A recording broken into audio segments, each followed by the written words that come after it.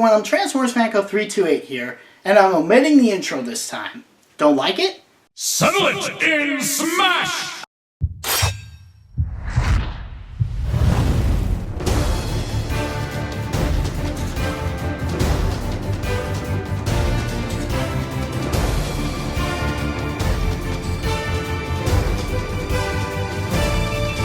Smash Brothers, a wonderful collection of Nintendo's, and more recently, gaming's greatest icons in one family-friendly fighting game. And with over 50 playable characters, everyone's bound to have their favorites. 3 things though. Only one fighter per represented franchise, so there aren't half Pokemon characters or half Mario characters. Project M will be taken into consideration, and tier lists mean nothing to this list. I may bring them up, but they won't shape my opinions and biases. Let's settle the score with my top 10 favorite Super Smash Bros. Characters.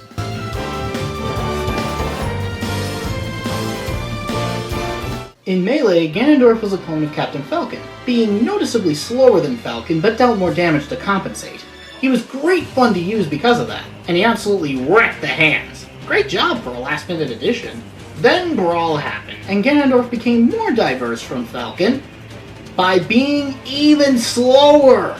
It didn't help that he practically weighed a ton, so his damage output wasn't impressive enough to compensate for his weaknesses, making him almost unanimously the worst character in the game. What doesn't help matters is that Smash 4 did almost nothing to change this, though the environment change was a rather decent benefit, so he's no longer awful no matter how you play. He's just a little too slow and clunky for my smashing tastes in that game. Really, it's his Melee and later Project M incarnations, which gave him his Melee speed, a cape move in place of a Warlock punch, floating in midair, and an amazing down taunt attack that packs a mean punch that clutched the spot for Ganondorf at the bottom of the top. Plus, he was the first character I beat Master Cord Intensity 9.0 with. That's gotta count for something, right?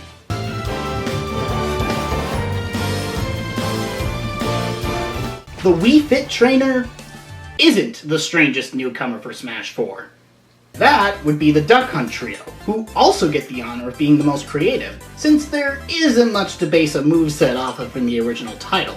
Because of this, they pull off moves using references to other NES Zapper games, Wild Gunman and Hogan's Alley, which make for some really effective moves and a really fun character to play as. Even if you don't care for the moveset or just wanted to beat the dog up for laughing at your failures, you can always just make him your sandbag in training mode. Or start winning as them and have fun laughing with the dog for once.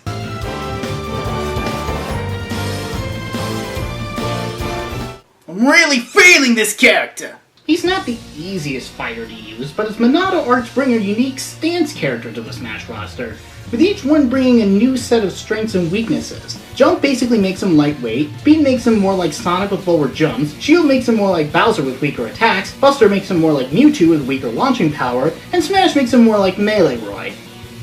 Ish. His backslash, air slash, and vision moves are all as good as the other when put in the right situation, and he makes for a fun character to use competitively, casually, and even in Smash Run, aka every enemy from every Nintendo property is out to annoy your brains out mode. At the very least, he brings with him an amazing selection of music to listen to, because Smash Bros. Will never run out of awesome music, as well as attention to a lesser-known franchise. Oh, and fan service.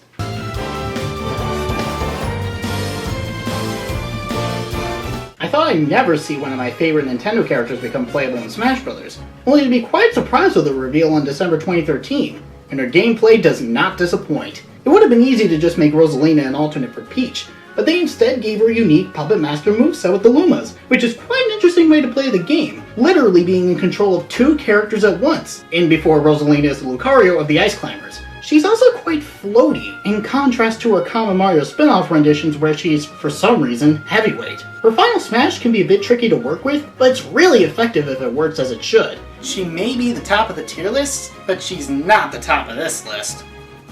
Because I enjoy the other 6 more. It's that simple.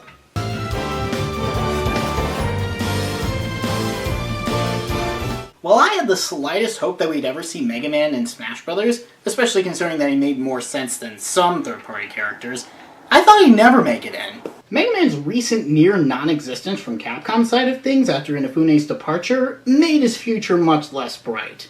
Then E3 2013 happened, and the world blew up.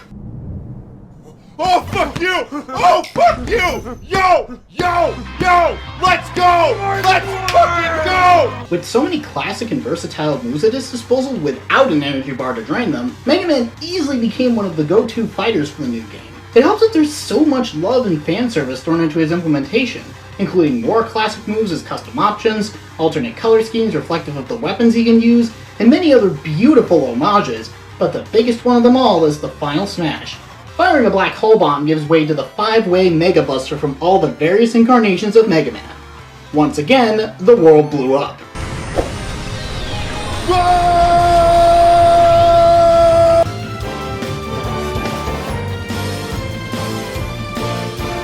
Without having to change characters every time she uses a Smash Ball, and getting much better recovery than before, Zero Suit Samus got the buff of her life. Agile and powerful is a deadly combination, especially when she can pull off moves that can stun opponents for a second, just long enough for Samus to close the distance and strike.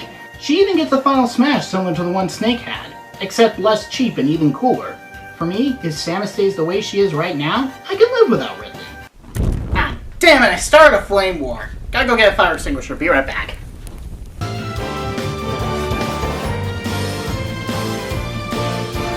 King DDD was originally going to be playable in Smash 64 alongside Mewtwo, Bowser, and even Wolf as hidden villain characters, but was cut due to time and budget constraints. Then he would have been added in Melee if Sakurai couldn't get permission from Intelligent Systems to use Marth, one of the most requested characters from Japan at the time. Obviously, we know how that went down. Dreamland's favorite self-proclaimed monarch was eventually confirmed to join Brawl on October 25th of 2007? Talk about your last-minute additions! But having finally been given the opportunity to play as him in Smash Bros., it makes me realize that he should have been there from the start, considering that he fits right in. While far from the easiest character to use because of his slow and lumbering attacks, often making him very vulnerable given his large size, he's surprisingly fast for a big character, has good damage output, and has launching power to make Ganondorf jealous. He's also got the best ducking animation ever. There's just one thing I want to ask. What happened to the big gay dance? Okay, it wasn't that effective since any competent person could easily evade it, and the new Final Smash is quite badass. I think I just answered my own question.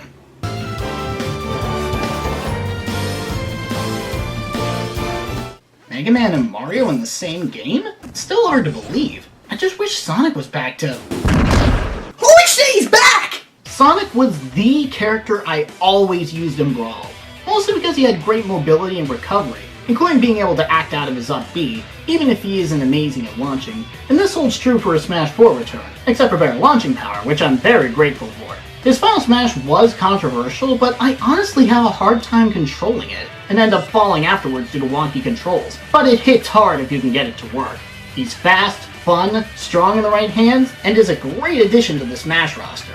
At least Sonic was in one good game in 2014, unlike Sonic Boom insert punchline here.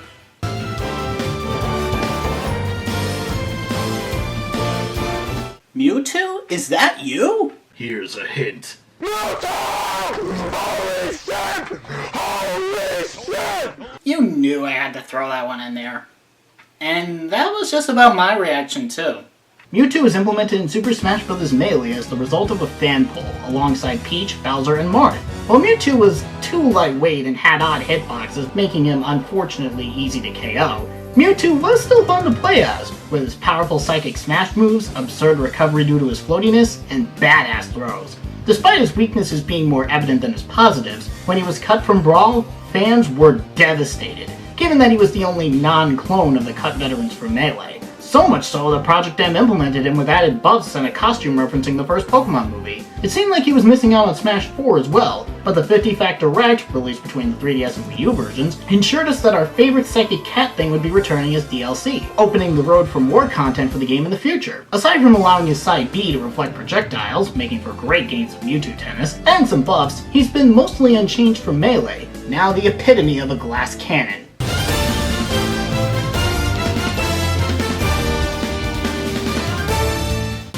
This gives me hope for more combatants. Roy! Could Roy return? Roy's back in Smash.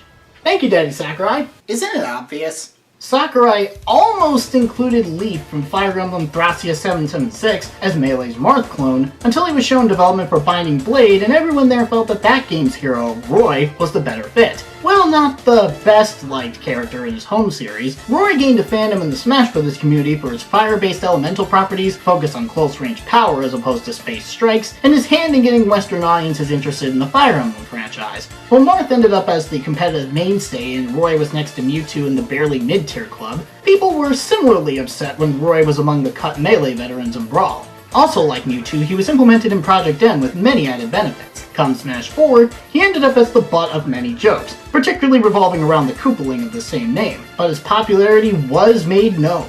So well known that Sakura added him as DLC alongside Lucas and Ryu on the exact same day. Roy's my top pick because he's just more natural to me. I find it easier to land closer hits than I do with spacing my attacks. He got me the Master Hand and Crazy Hand trophies in Melee, and he's since become my main. Basically, I perform my best with him. Roy! I'm Transformers Fanco 328, and I could go for some roasted Falco right about now.